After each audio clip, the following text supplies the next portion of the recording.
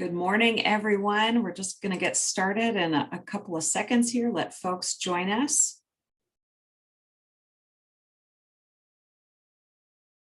So wherever you are in the watershed, if you want to type into the chat where you're joining us from this morning, we'd love to see where everyone's joining us.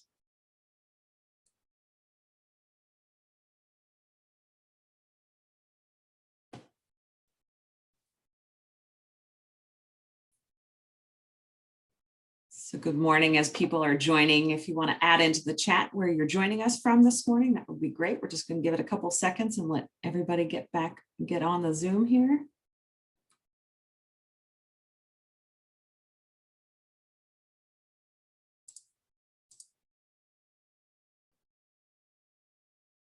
Oh, good morning, Heather from Texas. Thanks for joining us.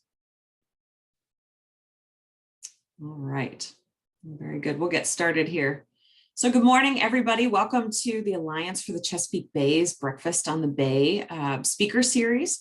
For those I have not had the honor of meeting yet, my name is Kate Fritz, and I have the privilege of serving as the CEO of the Alliance for the Chesapeake Bay. I'm so grateful you've joined us here this morning to chat with Bobby Whitescarver and Jeanne Hoffman.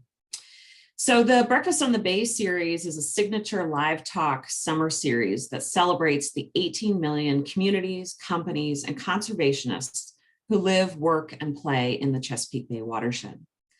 This year, the Alliance is celebrating our 50th anniversary. That means 5 decades of convening diverse voices and leveraging resources to implement solutions for clean water in your local streams and rivers, which ultimately reach the Chesapeake Bay. The Alliance as an organization works in 4 program areas, including agriculture, forests, green infrastructure, and stewardship and engagement. We work across the 64,000 square mile Chesapeake Bay watershed, with offices located in Annapolis, Maryland, Richmond, Virginia, Washington, D.C., and Lancaster, Pennsylvania. We do our work across many different landscapes. As an organization, we value 3 things. We value collaboration, where we believe in partnering across sectors and regions to achieve a larger collective impact. We believe in inclusivity. We are partners who demonstrate integrity and amplify diverse voices for an equitable impact. And we value being results-driven. We drive our work with data, we promote informed action, and hold ourselves and our partners accountable to measurable impact for the Chesapeake Bay. So in celebration of our 50th anniversary, we're bringing 50 stories to life. And each story features individuals, projects, ideas, places, and partnerships representing 5 decades of restored lands and waters of the Chesapeake Bay. We're sharing a link in the chat so you can access these 50 stories and be inspired by the 50 years of history and work that has come before us. So before we get started with our main event, I just want to do a little bit of Zoom housekeeping today. If you are joining us from Zoom and you have any questions throughout the event, you can utilize the chat function to enter your questions and we will get them answered by our panelists. You can send us any questions or comments you may have through that chat function. And if you're joining us on Facebook, you can share your questions in the comment box on the right side of the screen, and we will also get those to our panelists to be answered this morning. So lastly, I want to thank our donors who have made this talk possible. Our 50 years of on-the-ground work would not be possible without you. And in honor of our 50th anniversary, our generous donors have provided a $25,000 gift to match any donations made to the Alliance this summer. We're dropping in the link into the chat where you can make a donation should you choose to. So without further ado, I'm excited to welcome our panelists and get us started on our Breakfast on the Bay conversation this morning. I have the privilege of introducing the farmer, conservationist, and award-winning writer, Bobby Whitescarver, and 9th generation farmer, Jeanne Hoffman, who are in the process of implementing best management practices on their new farm in America's legendary Shenandoah Valley, Virginia. Today, we also welcome Jenny McGarvey, the Alliance's Capacity Building Initiative Director, along with Bobby and Jeanne and their pup Val, who may make an appearance at some point, to tour their farm and learn about the importance of best management practices and forest buffers. I've had the honor of visiting Jeanne and Bobby on their farm last month in the Shenandoah Valley. We're going to show some videos and clips from that event. But I first met Bobby at the Alliance's Chesapeake Watershed Forum many years ago. And Bobby's been a great advocate for conservation work and being part of the solution, because we know that farmers are an integral part of the solution to what ails the Chesapeake Bay. So without further ado, I'll hand it over to Jenny McGarvey to get us started. Thank you for that introduction, Kate, and good morning, everyone. So I was hoping we can get Bobby and Jeanne off mute and they'd be willing to share a little bit more about who they are and their lives on the farm, and just kind of give us a little bit more context for the audience. Well, good morning, everybody. Thanks so much for joining us, and thank you, Alliance, for arranging this and for all the help you've given us on the farm and throughout the Bay. I'm Bobby, husband of Jeanne, and I would be Jeanne. assistant on the farm. She's actually the farmer. I'm the helper and gate opener. He's much more than that. So anyway, well, I did retire from the Natural Resources Conservation Service, and I worked for the Chesapeake Bay Foundation and for you guys for a little while. And of course, we're always volunteering for things, and we're members of the Friends of the Middle River. Jeanne is a trustee for the Chesapeake Bay Foundation. You want to say anything else? Yeah, I retired from the post office, carrying that as a rural route carrier out here in Swope, and then met you. And then I've gotten quite involved in things like Chesapeake Bay Foundation and the Alliance for the Chesapeake Bay, and all this is just fabulous. You all do a lot of good. We appreciate it. And could you share a little bit more about where your farm is located and sort of how you came about? Sure. Well, this new farm for us is in Churchville, Virginia, and we're on Whiskey Creek, which is a tributary of Jennings Branch, which is a tributary of the Middle River, which is a tributary of the South Fork of the Shenandoah. So we're almost at the beginning of the Chesapeake Bay watershed. We're about, I'd say, 6 miles west of Stanton, Virginia.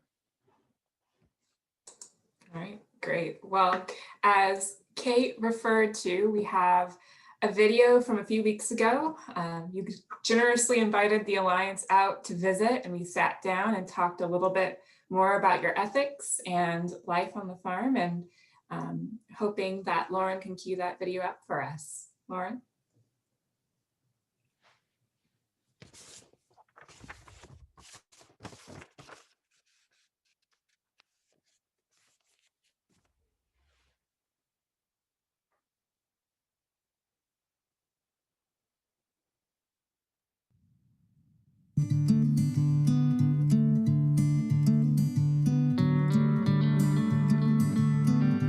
I'm Jeanne T. Hoffman. We live on Whiskey Creek Road and bought this farm in September. It was the old Galen Back Farm, and it is now Whiskey Creek Angus. So we're raising Angus cattle here. And I'm Bobby Whitescarver, Jeanne T. Hoffman's husband and assistant. And here we are in the headwaters of the South Fork of the Shenandoah River. Gosh, I guess I came into conservation when I met Bobby. I had no idea how what I was doing on my farm affected anybody else. I wanted to put my farm into a conservation easement, and you were recommended to me by a neighbor. So we met, and we did have quite a dance, if you will, on values. She wanted more grass, I wanted more buffer, and together we compromised and fell in love, and now we're on a new farm, on a new adventure. The cattle are just amazing. I mean, they're just amazing in all aspects of it. I mean, from Bobby and I doing it together, to the dog, to the land, to see the land change. I mean, to see it improve. I mean, when I watched the first farm I had when we met, change the riparian area, it was amazing. And we'll look at pictures from before, it's completely healed itself. We measure the E. coli when the river enters the farm and when it leaves the farm. And that river winds its way for half a mile through that farm. The E. coli, on average, is reduced by 55% just by going through our riparian buffer. And that's very cool. Yeah, that is very cool. The land is better because we're rotating. I mean, it's just excellent to see that. I like seeing it look like it ought to, and I like the cows happy. And you can do both. Absolutely. So we want to produce good food, clean water, and wildlife habitat. You know, all the grassland birds are here that should be here. The grasshopper sparrows, bobolinks, eastern meadowlarks, eastern kingbirds, they're all here. Now, this fall, we're going to be planting 3,000 trees, which is going to just, you know, the habitat diversity is going to explode. And so I'm going to be looking forward to our first willow flycatcher here. And then next, we're going to put brook trout in there. And when they survive, I know we will have landed.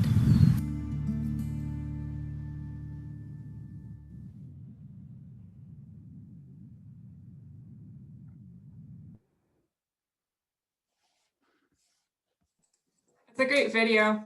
I like watch. I think I've watched it, a few times, and I've told you I've watched it a few times. And I remember that day, you could see it was so misty and was, you were regretting it a little bit, and you're saying, oh, it's too bad, it's poor views, but just was beautiful for telling, kind of setting the stage and picture of the farm. So thanks again for having us.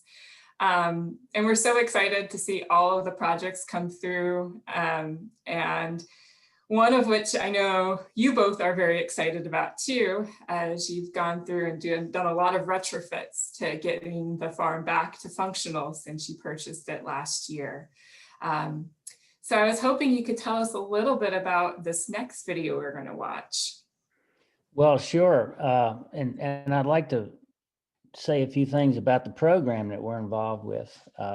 Your all's program, the Healthy Streams Farm Stewardship Program, helped pay for two big items on the farm, and that was the guardrail we put around the watering corrals, and the new cattle chute, which helps us be safer, work more efficiently, and more quietly. Yeah, and the cattle are quieter. Yeah, not to mention Jeanne and Bobby. Yeah. You can imagine working cattle and having tempers. And pens not working and gates not working, and so this really has made a big difference. It's quiet and easy, and the cattle go through quiet and easy, and it's better on everybody.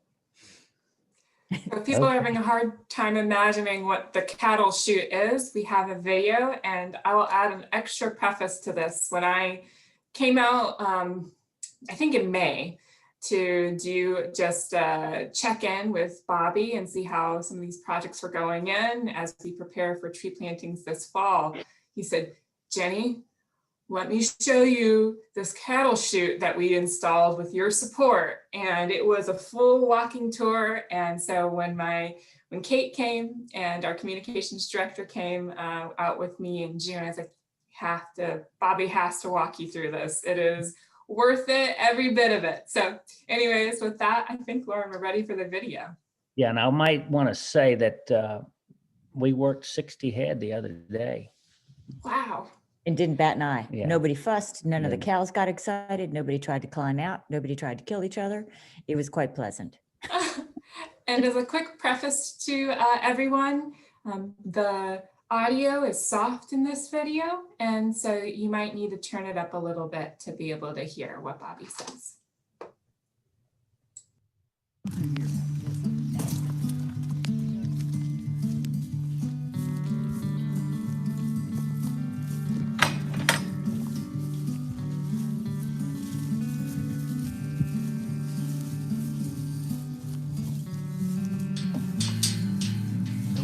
working cattle.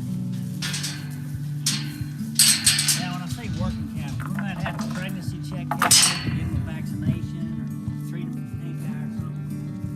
Take 5 cows, get behind them, you know, you can drive them through here. And they don't want to be near you, so they're going to be going away from you, so they're going down this way, and you just grab this gate. They're going that way. And you're just slowly walking this way. When that gate closes, you take 3 steps over here. The cattle don't want to be with you, so they come around here and they go, ooh, look, there's daylight down there. See that? That's where they go. So they go right down this path.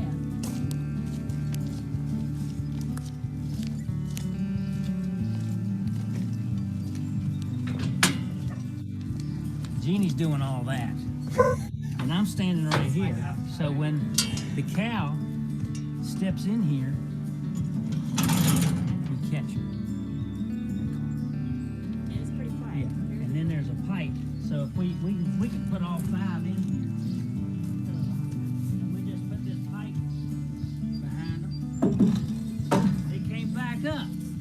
So we got them all in here, and then if we want to put delouser on them or something, we just walk along here and we can treat all 5 of them at the same time. So the cow's in here, we've caught her, and this is where Jeannie does her magic. The cow's in here, the calf's over there, and this pipe, she can bring that calf in here, and that cow cannot get out. She can't kick you, and Jeannie does her magic right here. So she'll teach that baby how to nurse. Yeah.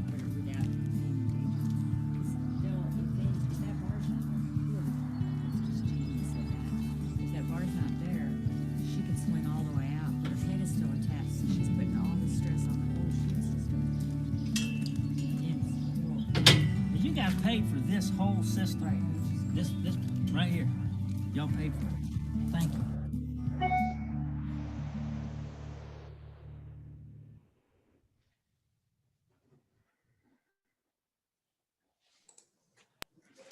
Like I said, it's fun. I think at one point, Jeannie, I heard you say when Bobby put his hip up against the pole to demonstrate how he doesn't need to do that, but it's part of the story. I love it. It's just like, it's what makes Bobby such a wonderful storyteller. So I want to just say, you know, thanks for that and for showing it off for us. So we've had some like great visuals of the farm and some of the practices, but Bobby, you've got a little bit of a presentation, I think, for us now, just to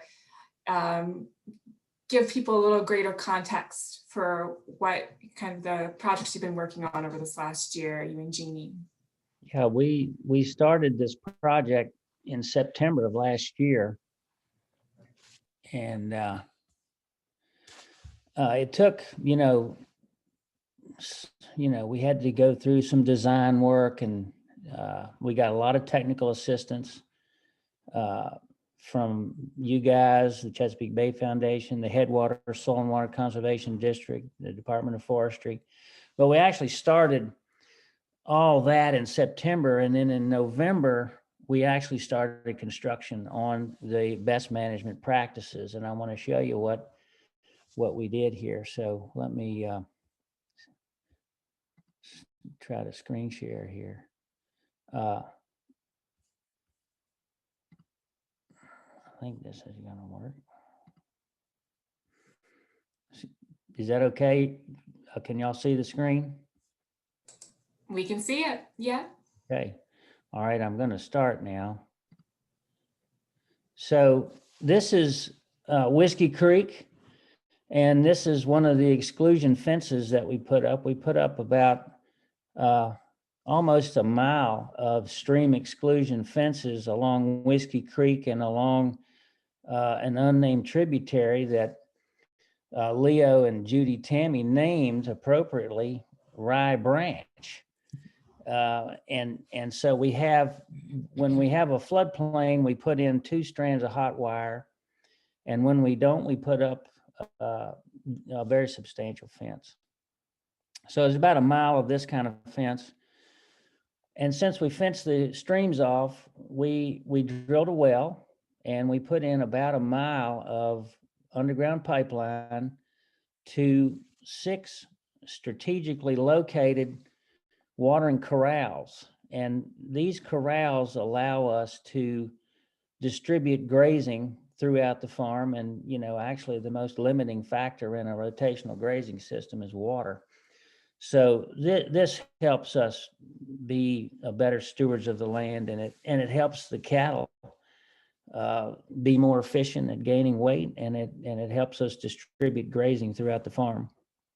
And we have 4 gates in each of these corrals. We can put the whole herd in this corral and shift them to different pastures, or if we have a cow that needs some treatment, we can just cut her out and take her to the barn. We put in another mile of cross fencing. So we now have 13 grazing units that can be subdivided additionally with electric fence. So this just helps the whole operation. And then this fall, we're going to plant about 3,000 native trees and shrubs in the riparian areas that we fenced off. So we have about 9 acres of land that we're devoting exclusively for wildlife habitat and to clean the water. And this is just a map of the farm. You can see the blue line up here, that's Whiskey Creek. And it's Whiskey Creek Road there. And so our farm borders Whiskey Creek Road on the north, and on the south, this is Route 42. It's 150 acres. And we are trying to get our herd up to 50 mature cows. And of course, we're a cow-calf operation. So our business is for the cows to produce 1 calf per cow per year. And the Alliance helped us with, as I said before, we wanted guardrail for these watering corrals. The Headwaters District will pay for board fence, but we wanted something a little more substantial, and the Alliance paid the difference. So we have 2 kinds of help. We have technical assistance, organizations and people helping us with design and how do we do this? Where do we put the troughs and all that kind of stuff? And these are the organizations that provided help with that. And then the funding actually came from 3 large sources: the Virginia Agricultural BMP Cost Share Program, and that's administered through our local soil and water district. The South River DuPont Settlement Fund pitched in some money. And of course, the Alliance for the Chesapeake Bay's Healthy Streams Sustainable Farms program.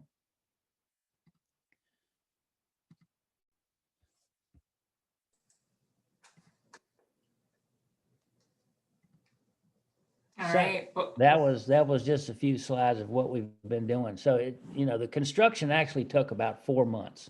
Right.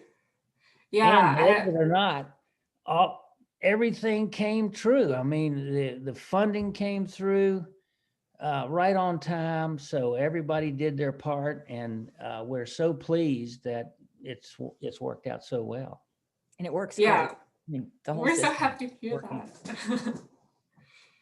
Yeah, it was incredible how much it changed in the matter of months, being able to jump in at random times and just to see how much progress happened, especially in tough times with COVID, and how much still managed to get done in the last year.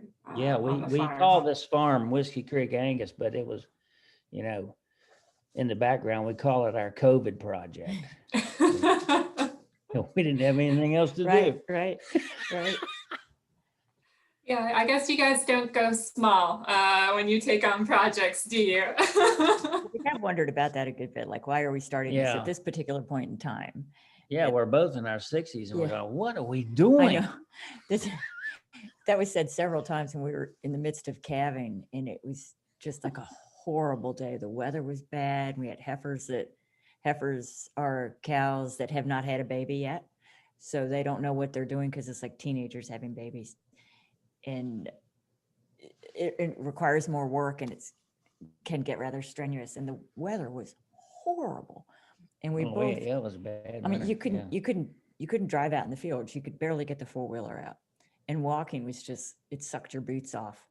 So we were coming back from one of these days, and I was like, why in the world did we do this? It's like, you're 65, I'm 60. This is ridiculous. And then it's like, okay, you regroup and you move on. And then it's not so bad, and you forget those times. Yeah. But Do you have a moment, you say you forget those times, do you have a moment where you're like, we made the right choice buying this farm? Like anything that sticks in your head on that? every day, every Yeah. single day. Yeah. Yeah. I mean, That's there's so many moments that are just absolutely fabulous on the farm every day. I mean, it's a pleasure. Like yesterday, even I pulled cattle from 3 fields away and grazed them in a piece I wanted to brush hog. Val did his thing, and they came right on across, and we went through all the gates, and they ate where I wanted them to eat, and kicked them back out. Like 3 hours later, went in and brush hogged, and it all just, every day is just a pleasure. Yeah. A pleasure. Equipment works. Yeah. And Val works. And Val works, and the cows are happy, and they're fat, and everybody's growing, and no one's complaining, and it's quite nice. I'm That's not referring to wonderful. Bobby complaining. I'm referring Yeah. to the cows complaining, because they do complain. Yeah, y'all saw Val in the video, and he's worth, 2.5 men and 3 husbands. At least. So in my role at the Alliance, I've had the pleasure for the last 7 years been working on forestry projects, and I'd be loath not to talk a little bit more about some of those riparian forest buffer projects that really brought me into your sphere of work, Bobby, and why the Alliance is so active currently on your farm with financial support.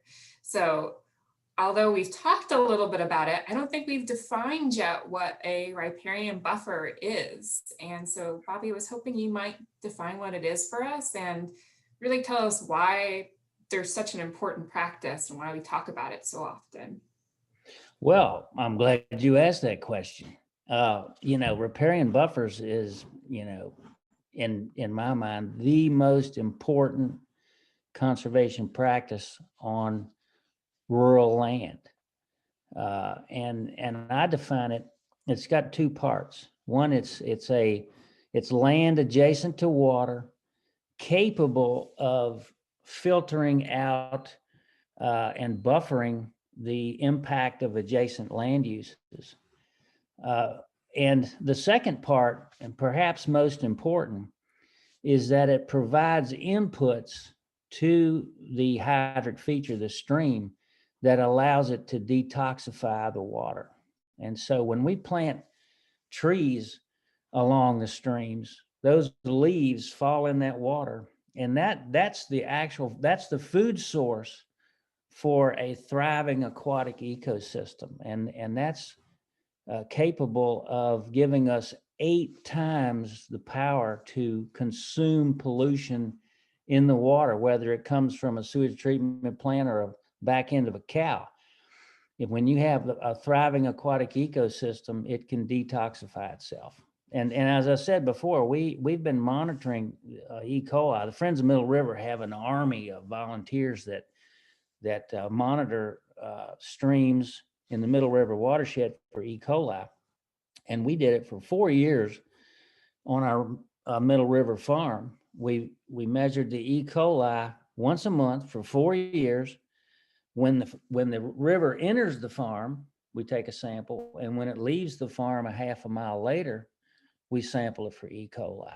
And on average, the E. coli is reduced by 55%. And that's amazing. And there's reasons for that. One, we don't have cattle in the water anymore.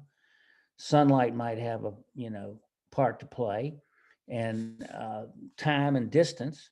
But the most important part is those trees provide the aquatic ecosystem with the food it needs to function properly. Did that answer your question? It did, as I was struggling to go off on mute there. Yeah, I mean, I think David Wise with Stroud was where I heard first trout grow on trees. And I know the Alliance has a new sticker too, with just that saying as well. So it really is so much of our aquatic life is dependent on having a healthy forest cover over our streams. Well, I got turned on to riparian buffers. When I started with the Soil Conservation Service in 1980, we never heard of riparian forest buffers. And I think it was in 1994, Al Todd and the Alliance had this conference in Howard County, Maryland, I think. And I wanted to go. So I applied to go to this conference, and Dr. Burns Sweeney gave this presentation on macroinvertebrates being leaf specific. And I went, what? And from then on, I had the riparian buffer, light bulb went off, and I've been a riparian buffer nerd ever since. I had a similar mind explosion moment, but mine was related to you, Bobby, at 2014 at the Smithsonian Conservation Biology Institute had a training course on buffers right when I started at the Alliance. And you were one of the speakers, and David was one of the speakers. And I just went, oh, it just all makes sense. Which is why, the Alliance is approaching, since 2019, 250 acres of riparian buffers planted, just because we see them as such an important practice to get to the clean water goals that we have, which is why we're in it. But it's not always the selling point for farmers, right? There are very few out there who you can geek out on the bugs in the stream as the main reason to plant trees and to fence cows out of the stream. So I was hoping, back to that 2014 course I took, one of the things that she said there, and I've heard since, is, conservation isn't just a science, it's sociology. And can you tell us a little bit more what that means when you said that, and how that pertains to farmers? Sure. We know how to fix the streams on farmland. And that's with upland conservation practices and with riparian buffers. We know how to do it. So the science is pretty sound, is real sound. And so what we have to do is sell the best management practices to the farmer on the farmer's playbook. We can't play by our playbook. We environmentalists, I've never had a farmer come in the office and say, hey, I want to put in a pollinator corridor, or I want to sequester more carbon. No, what they need, and I think the number one reason that farmers want to do this is to get more water distributed throughout the farm. If we can help them with their bottom line and get more weight on their cattle, or have healthier cattle, or save calves from perishing in wet areas, that's where we need to come from. And so that's selling conservation, selling those BMPs. So it's really sociology. It's not science. Thanks, Bobby. And that's, for our Healthy Streams Farm Stewardship Program, that's where it came down to, and a lot of that inspiration is knowing that the buffer itself might not sell it, but if we could provide additional support for whole farm conservation practices, can we get more farmers to adopt buffers? And we've successfully ran this program in Maryland, Pennsylvania, and we're approaching nearly 50 acres of of buffers in the South River watershed where you're based, as well as almost $200,000 in financial support to farmers in the region. So I'm really, really proud of that program. And Well, I'm curious. Jenny, not only that, but and we haven't mentioned it yet, but your program pays for maintenance, which Yeah. is one of the biggest obstacles to these buffers, is that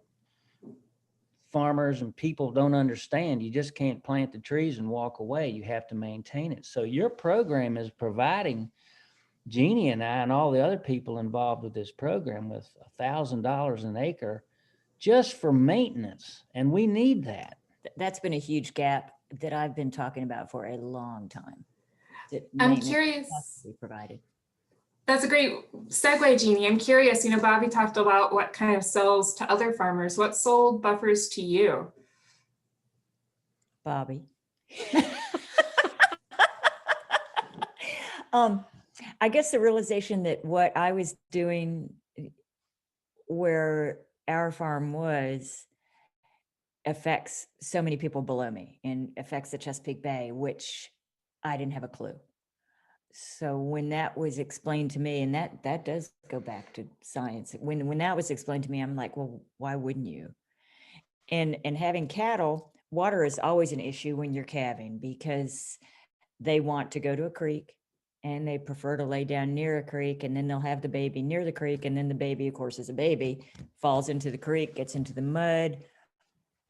Get past all that, the cow goes to drink out of the creek, and she drags her udder through all the mud and all the muck that's on the edges of the creek, drags that back out with her, and then that baby goes to suck.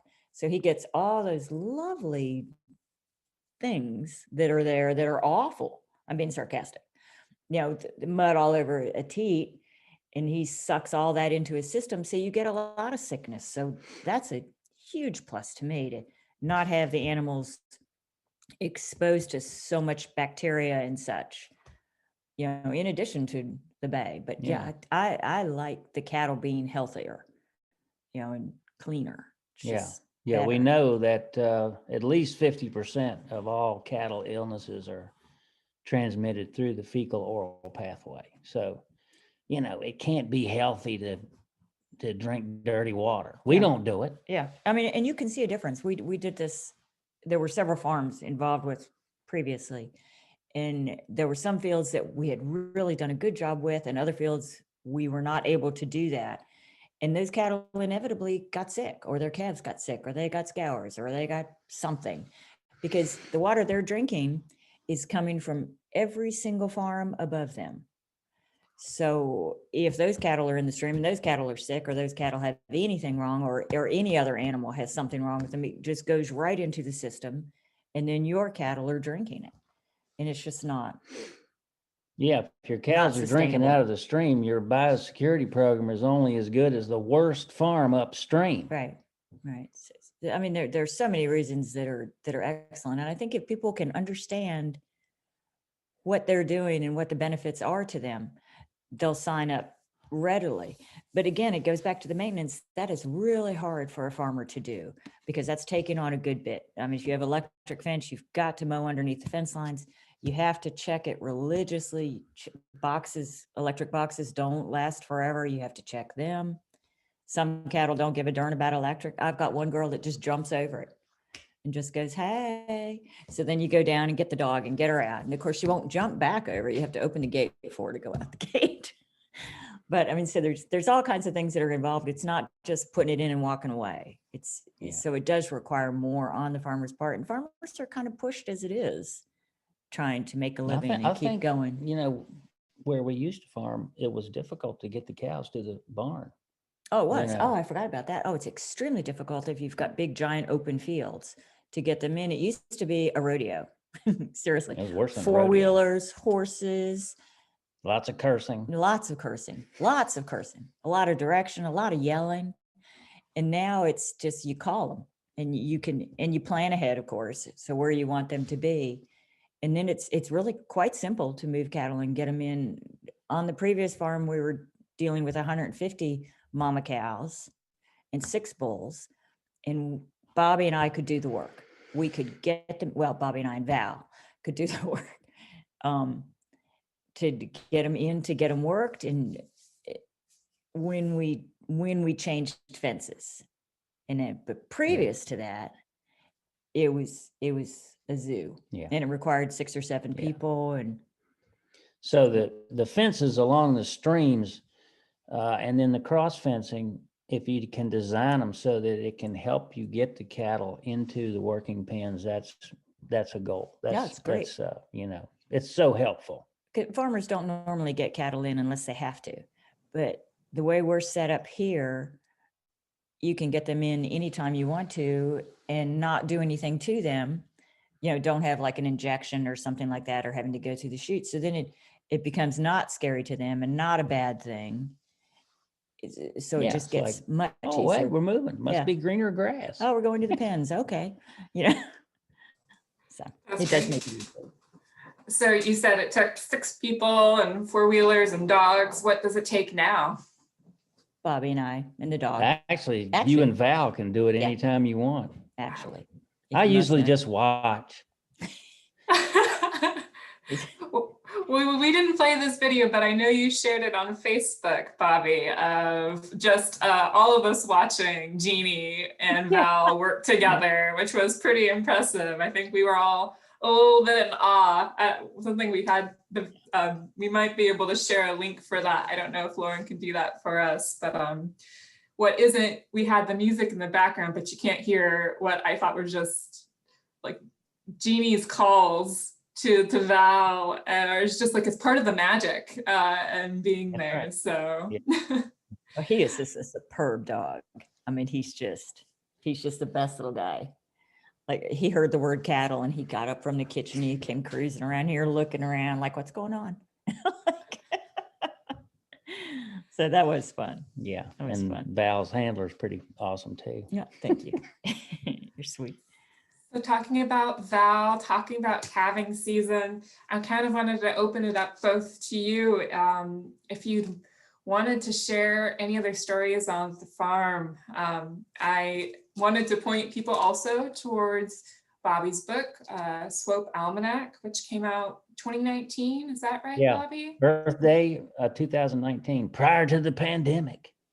Which anyone who's followed Bobby, either his presentations or his blog, will be familiar with some of these stories, but others are just a beautiful picture of what life is like year round and some of your philosophies. So Lauren, I believe, will also share a link to where to find your book. But like I said, one of my favorite stories from there is just the kind of excitement and craziness around calving season and what a day is like. And I was hoping Jeanne might be able to paint a picture for us what a typical day would be like in the spring. Sure. Calving season is rather intense.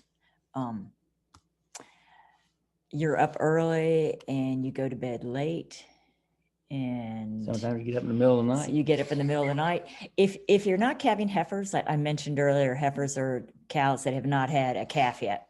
If you're not calving heifers, it's relatively easy. You're just dealing with normal stuff, and you know your girls, the cattle, and they know what they're supposed to do. And the cows that you keep are the ones that are good mama cows. So they want to have that baby and they want to have someone to care for. And they've learned if they lay down and push and get it done, they get that baby. Heifers have no clue. So they're very challenging. It's sort of like teenagers, or even earlier than teenagers, having babies. And they can just be so stupid and so infuriating, and they'll have this baby and then they want to kill the baby. So then you have to convince them that they need to love that baby. And that poor baby's trying to do everything he can to suck. It just, I don't know. So you're in and out of the fields all day long. Calving is March, April, and May. And this year we started earlier because we AI'd our heifers. So You might want to tell them what AI is. artificially inseminated the heifers so that we wouldn't have to buy a heifer bull and deal with that. There's a difference in bulls for your herd bull versus your heifer bull. The heifer bull's smaller, a little bit easier calving for the young girls. So we started in February and it was pretty miserable. Well, that's because it was so wet. The weather was just horrible. Like 31 degrees and raining. Yeah, and girls that didn't want to cooperate, but things worked out. And it was when you finish your heifers is when you can just kind of breathe and go, okay, it's easier now. But with the heifers, we're out there at least every 2 hours just to see what's going on and who's bagging up and who's not.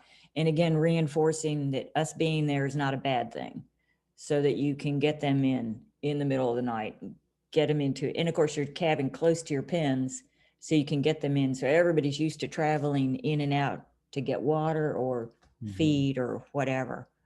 But it's so cool to see a cow have her baby. And I mean, and you witness a lot of them. But to see her have her baby, see that baby shaking its head when he hits the ground, and then stand up and try and suck. And she's just all over him, licking him and telling him how much she loves him.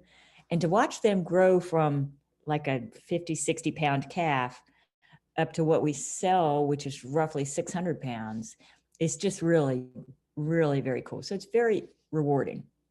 And those 3 months are tough. The rest of the time is, I don't consider tough. Well, I think people do look at it as tough, but it's really not. It's fun. It's fun to watch them, and especially if you have good equipment and good cattle and good cattle. But to see a calf born and then within 10 minutes, they're upstanding and trying to nurse. That's cool. That's a beautiful thing. It is so cool. Yeah. I mean, it's just really, that is one of the neatest things in the world. Yeah. And so they're all wobbly and they're soaking wet, Yeah. and it's cold and miserable, and she's doing all she can to clean them up, and he's doing all he can to suck. Yeah.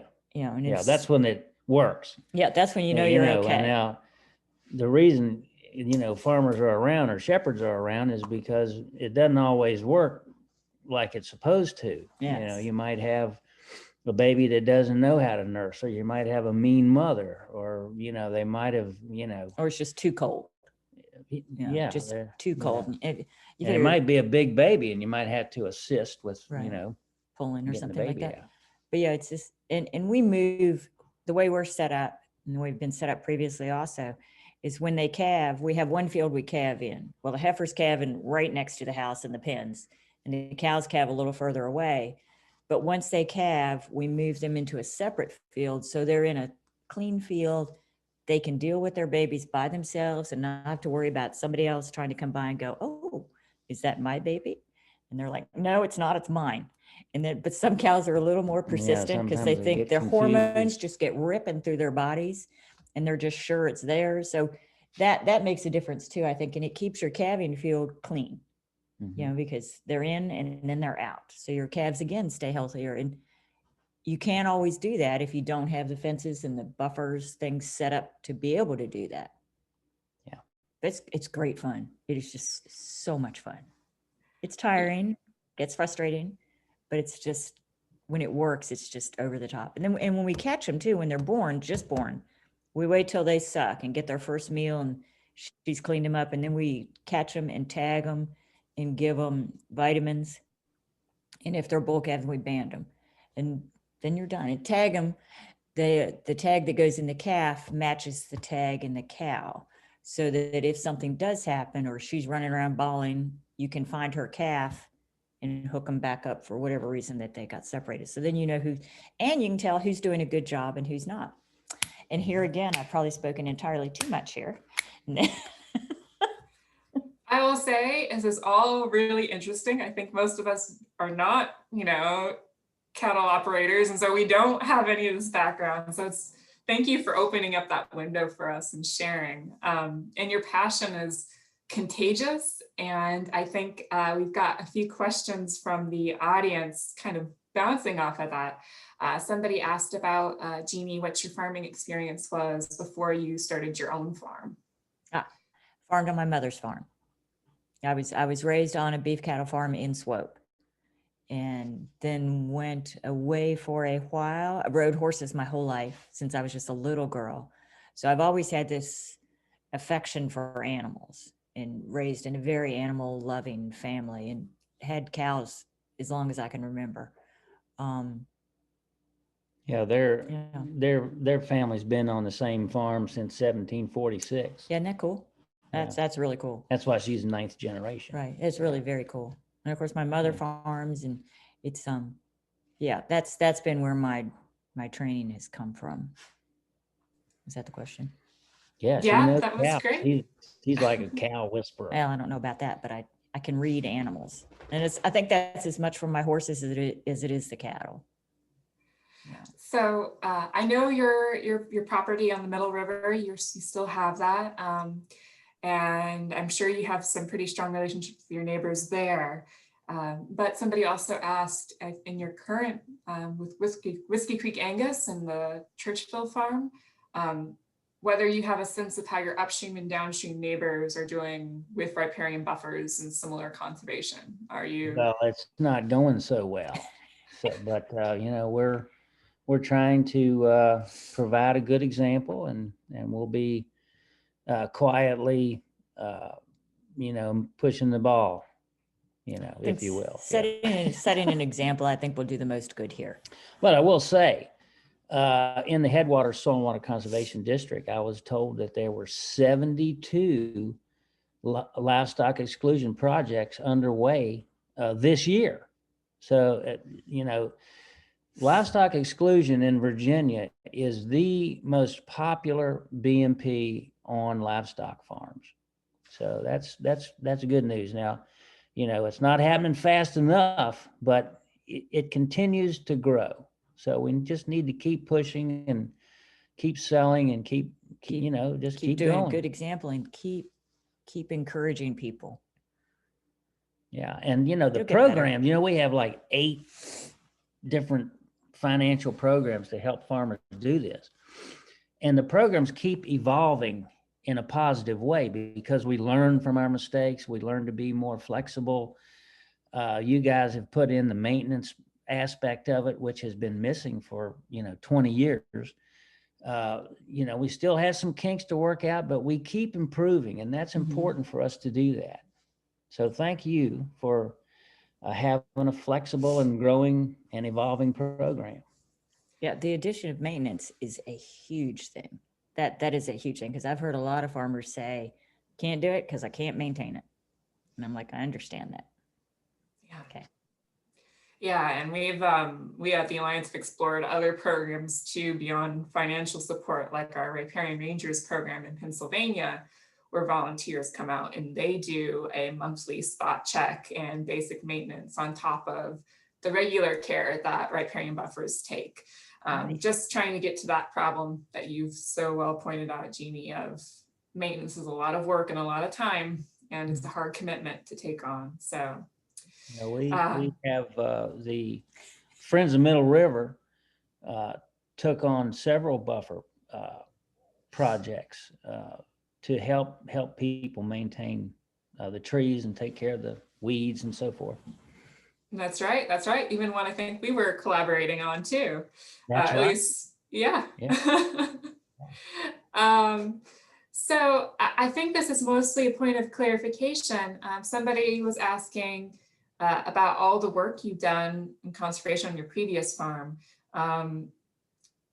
Is that property, did it change ownerships? And if it did, are you confident that those conservation changes will stay in place under new ownership? Well, our river farm, we still own that. So and it's great. That's you know, that buffer was put in 2004. And it should stay. It's under easement too. Right. It's in a conservation easement, which is very important to me, that land stay in a farm, stay green. That's very, very positive to me. Yeah. Thanks for that clarification. Somebody asks, where can we find a list of who eats what with leaf-specific macroinvertebrates? You can just go to the Stroud Water Research Center website. You can go to my website. I've written many articles about that, and just click on riparian buffer stuff. So that information's out there.